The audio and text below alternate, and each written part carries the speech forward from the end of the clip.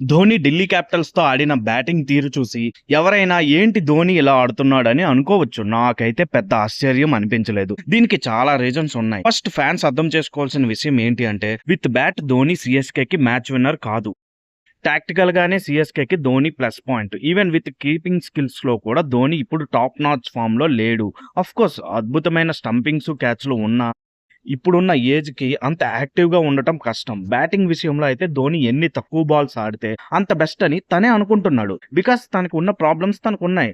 నీ సర్జరీ తర్వాత రన్నింగ్‌లో ఇష్యూ గానీ, బ్యాట్‌కి, ఐకి ఉన్న కోఆర్డినేషన్ అనేది ఏజ్ పెరుగుతున్నప్పుడు తగ్గటం అవ్వచ్చు కానీ, ఇలా చాలా రీజన్స్ ఉన్నాయి. ఇది లాస్ట్ 3 సీజన్స్‌గా ఉన్నా కూడా సీఎస్‌కే బ్యాటింగ్ ఆర్డర్ టాప్ ఫామ్‌లో ఉండటం వలన ఇవేవి బయటపడలేదు. ఇప్పుడు సీఎస్‌కే బ్యాటింగ్ ఆర్డర్ ఫామ్‌లో లేకపోవటం, ధోని లేట్‌గా బ్యాటింగ్ వస్తే విమర్శలొస్తున్నాయి. ఎందుకు ఇంత లేట్‌గా వస్తున్నాడని. సో, అందుకని ధోని ఎర్లీగా బ్యాటింగ్ రావాలనుకోవటం, అలా ఎర్లీగా రావటం వల్ల ఎక్కువ బాల్స్ ఆడుతున్నా కూడా చాలా టైం తీసుకొని జస్ట్ రన్స్ స్కోర్ చేయాలి అని అనుకోవటం తప్ప, మ్యాచ్ గెలిపించాలి అని అతని మైండ్‌లో మెంటల్‌గా ఉన్న ఇంటెంట్‌కి, ఫిజికల్‌గా అతని ఏజ్ ఫ్యాక్టర్ అనేది ఏ విధంగా కూడా హెల్ప్ చేయటం లేదు. ఒక 10 బాల్స్‌లో ఎప్పుడో ఒకసారి సరిగ్గా కనెక్ట్ చేసి విధ్వంసం అయితే ధోని సృష్టించగలడు. కానీ అది ప్రతి మ్యాచ్‌లో జరుగుతుంది అనుకోవటం కాస్త ఎక్కువ ఎక్స్‌పెక్ట్ చేయడమే అవుతుంది. ధోని సీఎస్‌కేని వదలలేకపోతున్నాడు అండ్ సీఎస్‌కే కూడా ధోనిని వదలలేకపోతుంది. ఎందుకంటే అన్ని ఇయర్స్ బాండింగ్ వాళ్ళిద్దరిది. ధోని అంటే సీఎస్‌కేలో ప్లేయర్ కాదు. సీఎస్‌కేకి ఇన్ని ఇయర్స్ కవచంలా ఉంటూ కాపాడిన ఒక పెద్ద లేయర్.